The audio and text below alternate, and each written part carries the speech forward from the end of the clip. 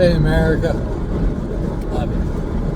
That's me again. Yeah, still working on getting to that walk, I mean, one day at a time, one project at a time. Rain has been a little bit delayed.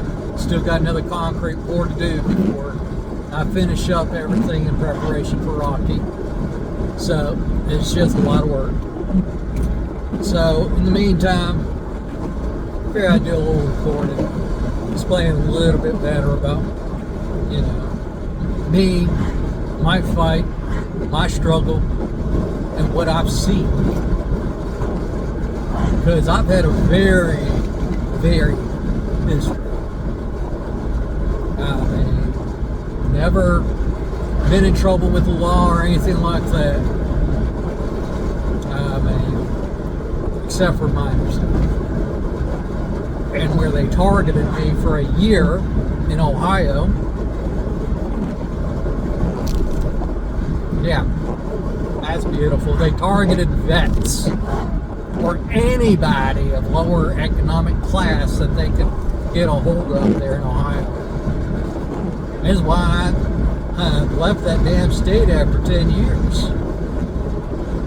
I went straight from the military to Ohio.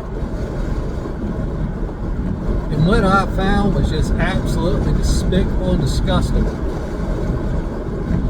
Because not only was I coming back to fight for my kids after a very nasty divorce, in which my ex-wife drank herself into a coma, but that gave her more rights as a parent than someone whose only crime was serving his country for some reason. I was dressed down, looked down as a deadbeat father, treated like a piece of crap in a paycheck, exploited every turn, denied access to the judge. Yeah, that happened. CPS actually went so far, CPS actually went so far as to just do whatever the hell they wanted to charge me more, including breaking court orders. Yeah, they upped my child support 25% against court order. And I still could not get a fair judgment out of it. At that point's when they started denying me access to the judge. Intentionally moving around court appointments, knowing I was driving 4.5 hours one way.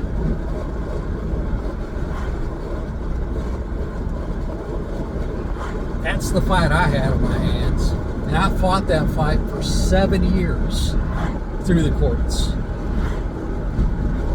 7 years I fought for my kids before I realized that the damage that my ex-wife and the courts were doing to my kids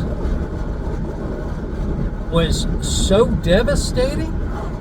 It did ultimately alienate me from my own damn kids. And it wasn't by anything I did, other than loving and trying to take care of my kids. That's the truth of it. Trying to teach them right from wrong. But my crime was being male. My crime was having a heart. My crime was being a man with empathy and love. How is that a crime in this country? But somehow it is. It's a shame. So, I've been fighting that fight a long time. And one of my old mentors actually said something to me, which rang a bell and made sense. I mean, she told me one day, look at the angry black woman. Not trying to be racist or anything like that. But it made sense.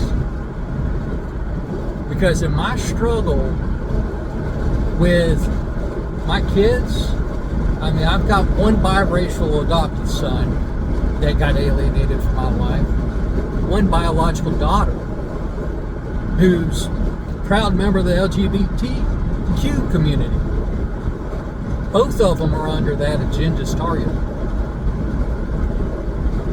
And I had to sit back and think about that.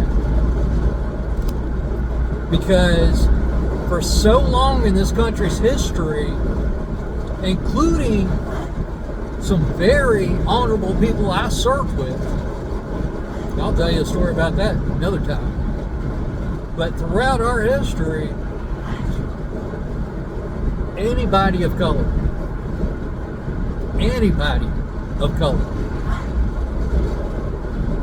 has been treated like that. Unless they're the wealthy class.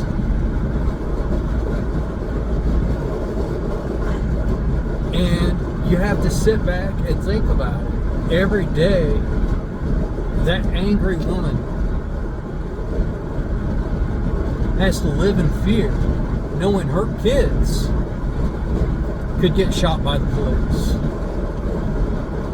Knowing that her kids could get freaking targeted even though they were doing nothing wrong.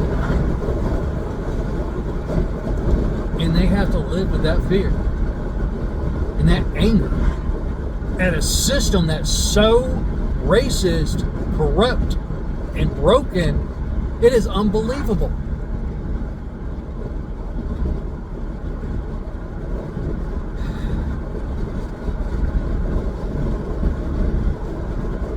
I don't judge people by race. I don't. I judge you by what's in here. What's in here? What you bring to the table. Because that's what matters to me.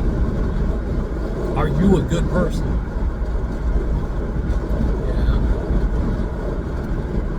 And 9 times out of 10, if I don't know the person, they'll see me as any other white guy.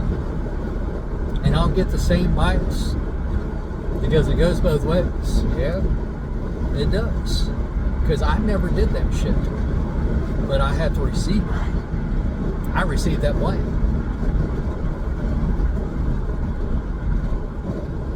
Without ever once talking to them. And that, it's bothered me for a lot of years because we have so many similarities. Especially in this fight. We have so many common interests that if we could get over this divisionism, we can conquer anything, even this tyrannical government. I mean, they have for so long tried to make you feel powerless. Whether because of economic status, gender, race, whatever.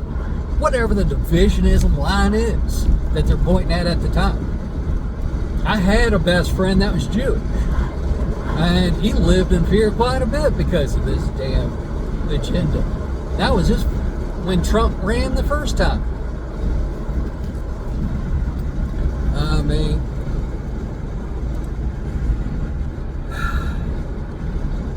so I think about this stuff a lot. I mean, I think about my kids every day and what kind of world they're going to live in. The natives, the first people, however you want to identify yourself.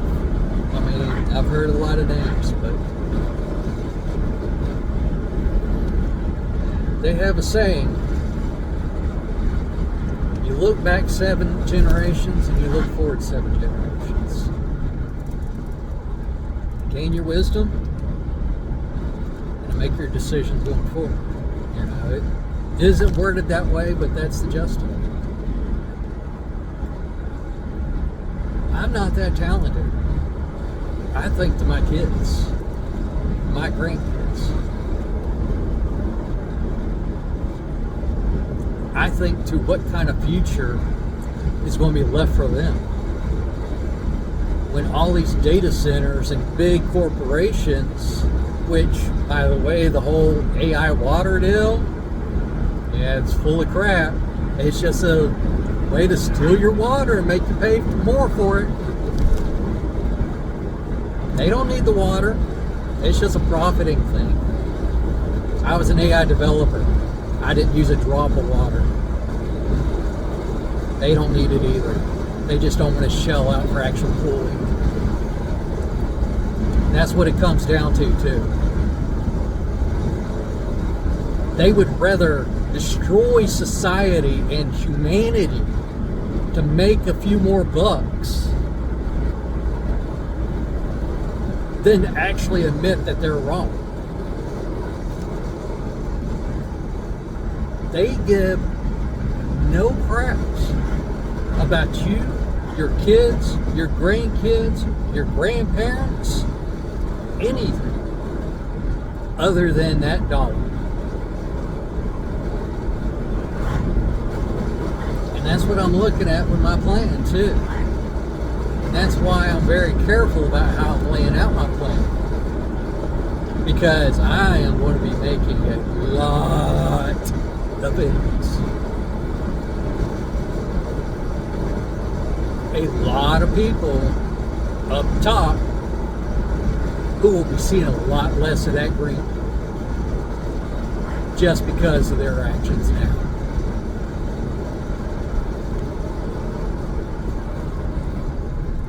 Plain and simple. They don't deserve it. They try and destroy humanity. They try to destroy this country, this environment. They deserve nothing less than a noose. Because that, to me, is treason. Plain and simple. And if I had the power to do so, I'd be pushing for that right now. And that's part of my walk. Because we need serious accountability up top. Congressional level, Senate level, White House level, judicial level. All of them need accountability at this point. Because all of them have been in on it. At every level of government, including the state. Majority being the state, to be honest.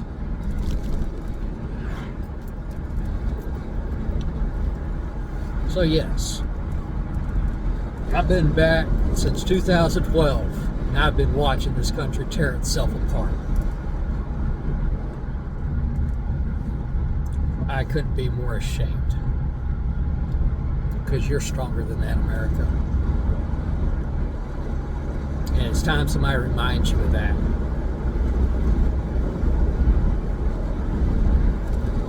Don't buy into their lies. Don't buy into their propaganda. Don't buy into their greed. Actually look into the issues. Educate yourself. And when you find those issues, say something about it. Stand up. Because it's your kids on the line too. It's your family on the line. Your wife, your husband. Whatever the case may be.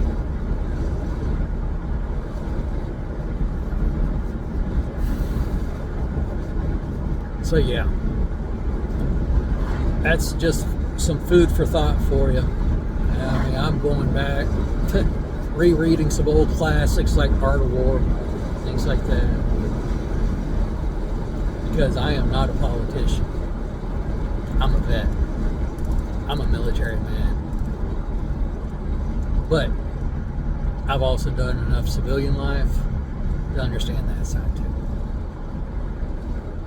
But in my heart, I swore an oath. that oath means something to me. And I never left that behind. Something that even my family don't understand. Joys of coming from a non-military family, right? But I love them. I truly do. But some fights, I gotta take on myself. So yeah, that's a little bit about my fight, what I'm looking at right now. Because yes, I'm getting out there to walk. And yes, I'm putting my name in. They can't stop me. And if it comes down to it, hell, I'll accept the right end. Because they may think they have all the power, but they're cowards in a suit. And do you know what happens when a coward gets faced by somebody that actually has strength? They scurry away like little rats.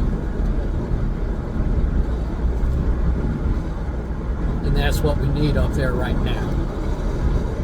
Is somebody with honor, integrity, and a little bit of discipline. And some strength to get it done.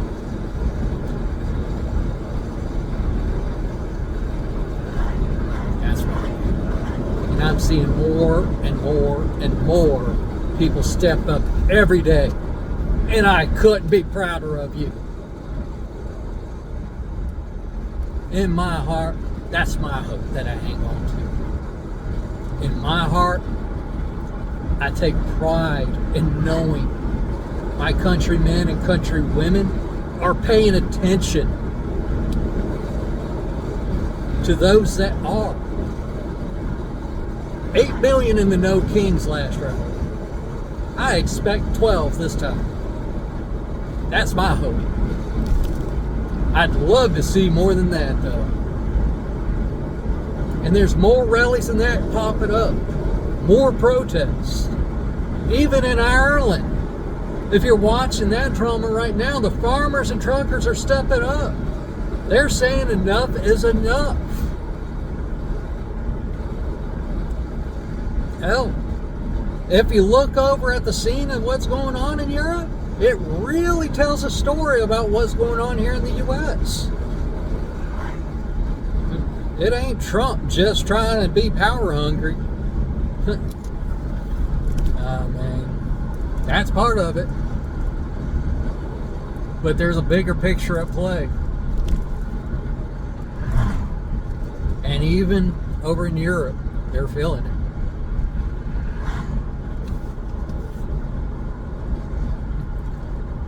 But in Europe, they're doing us proud. Dumping milk all over a government building. Blocking the roads with tractors. Spewing fertilizer all over government officials. Beautiful Ireland, beautiful. I love it. Ah, man. That's how you get shit done. Me, yeah, I do my fight. I may win, I may lose. I don't give a crap. But as long as I'm following my heart and following what's true to my values, I've already won. And so have you, America. I love you. Keep believing in yourself. Because no matter what they tell you, you are stronger than you think you are. You are more mentally capable than they tried to moralize you down to. You have more heart than you know.